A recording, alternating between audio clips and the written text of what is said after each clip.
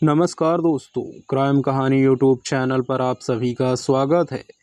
दोस्तों, जैसा कि आपको पता ही है कि हम इस चैनल पर क्राइम से जुड़ी सच्ची घटनाएं, सच्ची कहानियां लाते रहते हैं। यदि आप क्राइम से जुड़ी कहानियां सुनना पसंद करते हैं तो हमारे इस चैनल को सब्सक्राइब कर लीजिए और इस वीडियो को लाइक करके शेयर कर दीजिए। दोस्तों, आज मैं अपना नाम भी रिवील कर देता हूँ। मेरा नाम अजय है और मैं यूपी उत्तर प्रदेश का रहने वाला हूँ। तो चलो फिर आज की इस कहानी को शुरू करते हैं। यह कहानी श्वेता तांडेल की है। 54 वर्षीय नारायण तांडेल दक्षिण मुंबई के समुद्र किनारे बसी पॉश कॉलोनी कोलाबा की सुंदर नगर बस्ती में अपने परिवार के साथ रहते थे। परिवार में उनके अलावा 2 बेटे और एक सुंदर सी बहू थी। उनकी पत्नी का काफी समय पहले देहांत हो चुका था। उनका छोटा सा परिवार था जहां सभी लोग सुख चैन से रहते थे। धनंजय नारायण कांडेल सुंदर नगर में करीब 30 सालों से रहते आ रहे थे। उनके प्रेमल स्वभाव की वजह से बस्ती के सारे लोग उनके परिवार को खूब मान सम्मान देते थे। धनंजय नारायण तांडेल का बड़ा बेटा महेंद्र तांडेल मुंबई की एक प्रतिष्ठित कंपनी में काम करता था, जबकि छोटा बेटा चेतन तांडेल कोलाबा के एक शोरूम में नौकरी करता था। धनंजय नारायण तांडेल भी एक शोरूम में चपरासी थे। सभी लोग सुबह को अपने अपने काम पर निकल जाने के बाद सब शाम को ही घर लौटते थे। महेंद्र तांडेल की पत्नी श्वेता तांडेल सुबह जल्दी उठकर सबके लिए टिफिन और चाय नाश्ता तैयार करती और उनके जाने के बाद घर के रोजमर्रा के कामों में जुट जाया करती थी। घटना 10 मई 2017 की है। हमेशा की तरह घर के सभी लोग अपने अपने काम पर निकल गए थे। दोपहर लंच के बाद महेंद्र तांडेल ने अपनी आदत के अनुसार पत्नी श्वेता तांडेल को फोन किया। यह उनका रोजाना का नियम था। काफी देर तक घंटी बज रही थी, लेकिन श्वेता तांडेल ने उनकी कॉल रिसीव नहीं की। बार बार नंबर मिलाने के बाद भी जब श्वेता तांडेल ने फोन रिसीव नहीं किया तो महेंद्र तांडेल के दिल की धड़कनें तेज हो गई, क्योंकि इससे पहले कभी ऐसा नहीं हुआ था। वह हमेशा महेंद्र तांडेल के फोन को रिसीव कर लेती थी और उनके फोन की राह देखा करती थी। श्वेता तांडेल कहाँ हैं और क्या कर रही हैं, यह जानने के लिए महेंद्र तांडेल ने अपने पड़ोसी को फोन करके श्वेता तांडेल के बारे में पूछा। कुछ समय बाद पड़ोसी ने महेंद्र को जो खबर दी उससे वह चौंक गया। पड़ोसी ने बताया कि श्वेता ने घर का मुख्य दरवाजा बंद कर रखा है और घर के अंदर तेज आवाज में टीवी चल रहा है। दरवाजा थपथपाने की और आवाज देने पर भी वह दरवाजा नहीं खोल रही है। ऐसी क्या बात हो गई जो श्वेता दरवाजा बंद करके तेज आवाज में टीवी देख रही है। महेंद्र ने बिना देर किए अपने पिता धनंजय नारायण तांडेल को सारी बातें बताकर उन्हें घर पहुंचने को कहा। बेटे की बात सुनकर धनंजय घर की तरफ निकल गए। किसी अनहोनी के ख्याल में वह रास्ते भर परेशान रहे। घर पहुंचने के बाद उन्होंने जैसे ही दरवाजा खोला तो अंदर का जो नजारा था उसे देखकर उनके होश उड़ गए। बहू श्वेता की बाथरूम में लहूलुहान लाश पड़ी थी। उन्होंने यह जानकारी अपने दोनों बेटों को दे दी। थोड़ी ही देर में रोते पीटते घर पहुंच गए। पड़ोसियों ने पूरे परिवार को धीरज बंधाया। मामले की खबर पुलिस कंट्रोल रूम को दे दी गई। कोलाबे के थाना प्रभारी विजय धोपकर को जब पुलिस कंट्रोल रूम से यह जानकारी मिली तो वह पीआई इमाम शिंदे, सुभाष दुसगांवकर, एपी एसपीआई विजय जाधव, सुदर्शन चौहान, अमोल ढोले, महिला एसआई प्रियंका देवकर, कांस्टेबल प्रवीण भोले राव निकम पाटिल के साथ घटनास्थल के लिए रवाना हो गए। उन्होंने इसकी सूचना अपने उच्च अधिकारियों को दे दी। घटनास्थल कोलाबा थाने से लगभग 1 किलोमीटर की दूरी पर था, इसीलिए पुलिस टीम करीब 10 मिनट में वहां पहुंच गई। तब तक धनंजय नारायण तांडेल के मकान के पास मोहल्ले के तमाम लोग जमा हो चुके थे। पुलिस जब मकान में पहुंची तो घर का सारा सामान बिखरा पड़ा था। कांच के कई बर्तन टूटे हुए थे। श्वेता तांडेल का शव बाथरूम के अंदर पड़ा हुआ था। उसके गले और छाती पर चाकू के कई गहरे घाव थे।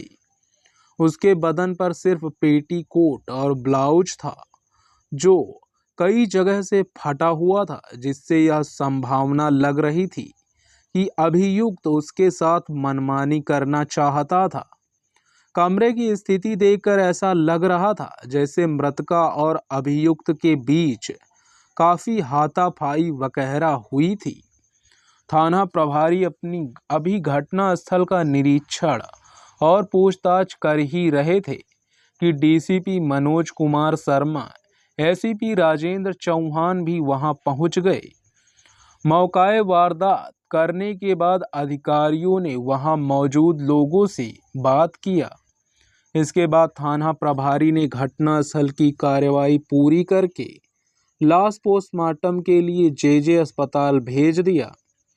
डीसीपी के दिशा निर्देश के बाद थाना प्रभारी विजय थोपावकर ने जांच की एक रूपरेखा तैयार की, जिसकी जिम्मेदारी उन्होंने पीआई इमाम सिंधे और सुभाष दुधगांवकर को सौंप दी थी। घटनास्थल कोलाबा जैसे पॉश इलाके में था, जहां सेना के तीनों अंगों के अधिकारी की कॉलोनियां हैं। मामला कहीं तूल न पकड़ ले, इसीलिए डीसीपी ने कोलाबा पुलिस की सहायता के लिए माता रमाबाई अंबेडकर पुलिस थाने के तेज तर्रार थाना प्रभारी सुखलाल बरपे को भी लगा दिया। थाना प्रभारी सुखलाल बरपे ने मामले की समानांतर रूप से जांच शुरू कर दी। कोलाबा थाने की पुलिस टीम मृतक के ससुराल वालों से बातचीत कर परिजनों के मोबाइल नंबरों की कॉल डिटेल्स का अध्ययन कर रही थी। इस समानांतर जांच कर रहे पीआई सुखलाल बरपे ने एक गुप्त सूचना के आधार पर श्वेता के कातिल का पता लगाकर उसे हिरासत में ले लिया।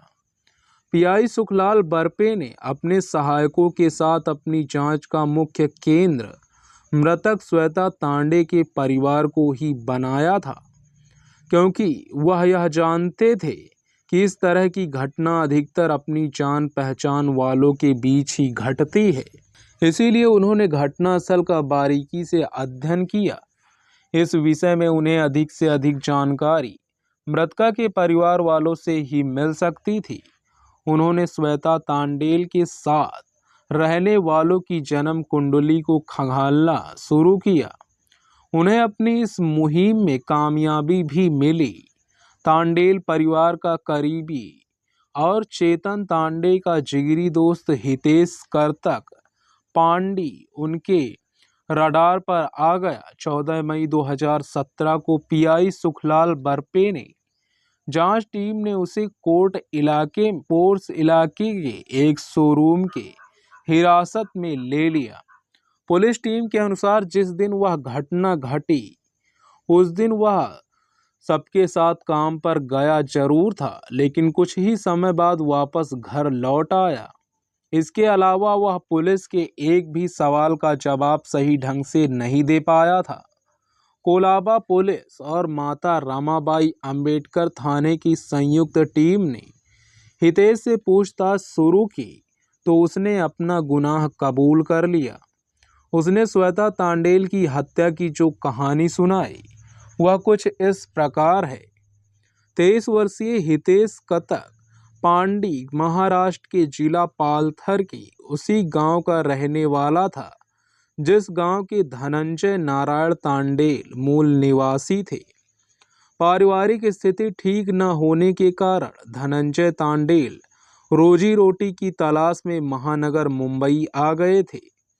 वह कोई ज़्यादा पढ़े लिखे नहीं थे, इसीलिए उन्हें कोई ढंग की नौकरी नहीं मिली, तो उन्होंने एक शोरूम में चपरासी की नौकरी कर ली। फिर वह सुंदर नगर बस्ती में किराए पर रहने लगे। बाद में वह अपने बीवी बच्चों को भी ले आए। उनके बीवी बच्चों को मुंबई आए अभी कुछ ही साल हुए थे कि अचानक उनकी पत्नी की मृत्यु हो गई। पत्नी की मौत के बाद वह टूट से गए थे, लेकिन उन्होंने अपने बच्चों को नहीं टूटने दिया। दोनों बेटों को उन्होंने पढ़ा लिखा कर इस काबिल बना दिया कि उनकी नौकरी लग गई। परिवार में आमदनी बढ़ी तो उन्होंने सुंदर नगर में ही खुद का एक मकान खरीद लिया। धनंजय तांडेल की पत्नी के गुजर जाने के बाद घर सूना सूना सा हो गया था। ऐसे में उन्होंने अपने बड़े बेटे महेंद्र तांडेल का विवाह श्वेता तांडेल से कर दिया। श्वेता तांडेल देखने में जितनी सुंदर थी, उतनी ही पढ़ी लिखी और घर के काम में होशियार थी। श्वेता तांडेल और महेंद्र तांडेल के विचार आपस में खूब मिलते थे, इसीलिए दोनों ही एक दूसरे को बहुत चाहते थे। ऑफिस पहुंचने के बाद भी महेंद्र तांडेल को जब भी समय मिलता तो वह श्वेता तांडेल को फोन कर लेता था। उनकी शादी के 2 साल कैसे बीत गए पता ही नहीं चला। धनंजय नारायण अपने दोनों बेटों के साथ कभी कभी अपने पैतृक गांव भी जाते रहते थे। उनके छोटे बेटे चेतन तांडेल की गांव के हितेश कर्तक पांडी से दोस्ती हो गई थी। दोनों ही हम उम्र थे। चेतन तांडेल जब कभी अपने गांव जाता तो हितेश कर्तक पांडी के साथ सैर सपाटा करता था। जब हितेश काम धंधे की तलाश में मुंबई आया तो तांडेल परिवार ने उसकी काफ़ी मदद की। इतना ही नहीं, महेंद्र ने कोशिश करके उसकी कोलाबा के प्यूमा शोरूम में नौकरी भी लगवा दी। उसके घर की आर्थिक स्थिति ठीक नहीं थी। उसके रहने का बंदोबस्त भी उसने अपने घर में ही कर दिया। पहली मंजिल पर धनंजय नारायण तांडेल, उनका बेटा चेतन तांडेल और चेतन का दोस्त हितेश रहता था, जबकि नीचे के भाग में महेंद्र तांडेल अपनी पत्नी श्वेता तांडेल के साथ रहता था। कुछ दिनक तो हितेश कर्तक पांडी ठीक रहा, लेकिन जैसे जैसे वह महेंद्र के परिवार में घुलता गया, उसकी झिझक भी दूर हो गई। वह श्वेता से कुछ ज़्यादा ही घुलने मिलने लगा। देवर का रिश्ता होने की वजह से दोनों के बीच हंसी मजाक भी चलती रहती थी। हितेश श्वेता को अपने रंग में रंगने की कोशिश करने लगा, यानी वह श्वेता को मन ही मन चाहने लगा था, जबकि श्वेता केवल चेतन की तरह हितेश को अपना देवर ही मानती थी। इससे आगे और कुछ नहीं। पति और देवर की तरह वह हितेश का भी टिफिन तैयार कर देती थी। घटना के दिन हितेश काम पर तो सबके साथ गया, लेकिन कुछ देर बाद वह घर वापस आ गया। श्वेता के पूछने पर उसने सिर दर्द का बहाना बनाया। श्वेता ने उसे चाय के साथ सिर दर्द की गोली देकर उसे ऊपर के कमरे में जाकर आराम करने को कहा और फिर वह घर के कामों में लग गई। उसे क्या मालूम था कि उसकी मौत का वारंट निकल चुका था। हितेश ऊपर के कमरे में न जाकर कुछ देर तक श्वेता के सौंदर्य को निहारता रहा। इसके बाद जब श्वेता बाथरूम में चली गई तो उठकर हितेश ने अपनी योजना के अनुसार टीवी की आवाज़ तेज कर दी और साथ एसी का टेम्परेचर भी हाई कर दिया। फिर वह श्वेता के साथ मनमानी करने के उद्देश्य से बाथरूम की तरफ गया। बाथरूम का दरवाज़ा खुलते ही वह श्वेता से मनमानी करने पर उतर आया। उसने श्वेता को दबोच लिया और बोला, आज मुझे अपने मन की मुराद पूरी कर लेने दो। मैंने जब से तुम्हें देखा है तब से तड़प रहा हूँ। दिल का चैन और रातों की नींद हराम हो गई है। हितेश की यह बात सुनकर श्वेता तांडेल बुरी तरह घबरा गई अपने आप को उसने बचाने के लिए वह पूरे कमरे में इधर उधर भागने लगी। वह अपने बचाव के लिए चीख चिल्ला भी रही थी, लेकिन टीवी की तेज आवाज में उसकी आवाज दब गई थी। हितेश के सिर पर वासना का भूत कुछ इस तरह सवार था कि उसने सोचने समझने की सारी शक्ति खत्म हो गई थी। वह श्वेता के जिस्म के लिए पागल था। हितेश की इस हरकत से श्वेता भी अपना आपा खो बैठी थी। वह कमरे में रखा सामान तोड़ने लगी ताकि आवाज सुनकर पड़ोसी आ जाएं। मुख्य दरवाजे पर आधुनिक लॉक लगा था जिसे वह जल्दबाजी में खोल नहीं सकी। उस समय श्वेता की ऐसी स्थिति थी कि एक पिंजरे में बाघ के सामने बकरी जैसे होती है। इस दौरान उसके कपड़े भी फट गए थे। अपने मकसद में कामयाब न होते देख हितेश को श्वेता पर गुस्सा आ गया।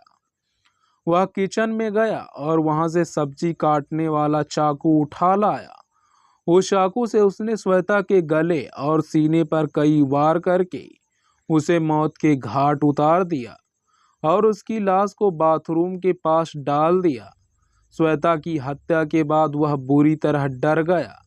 कुछ समय तक वह वहीं बैठा रहा। इसके बाद उसने बाथरूम में जाकर अपने हाथ मुंह साफ किए, कपड़े बदले और कमरे को उसी स्थिति में छोड़कर अपने काम पर चला गया। दरवाजा भीड़ ही आधुनिक लॉक फिर से बंद हो गया। पुलिस टीम ने हितेश कतक पांडी से विस्तार से पूछताछ करने के बाद उसके खिलाफ धारा 302, 452 के तहत मुकदमा दर्ज कर उसे पुलिस हिरासत में आर्थर रोड जेल भेज दिया।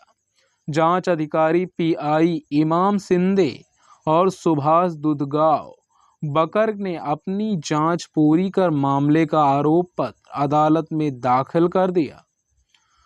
दोस्तों, इस कहानी का उद्देश्य किसी को परेशान करना, किसी का दिल दुखाना नहीं है, बल्कि आपको जागरूक करना, आपको सचेत करना है। इस कहानी के बारे में अपनी राय कमेंट बॉक्स में ज़रूर दीजिएगा। ऐसी ही क्राइम से जुड़ी सच्ची कहानियों के लिए हमारे इस चैनल को सब्सक्राइब कर लीजिए और बेल आइकन को ऑल पर प्रेस कर दीजिए। धन्यवाद।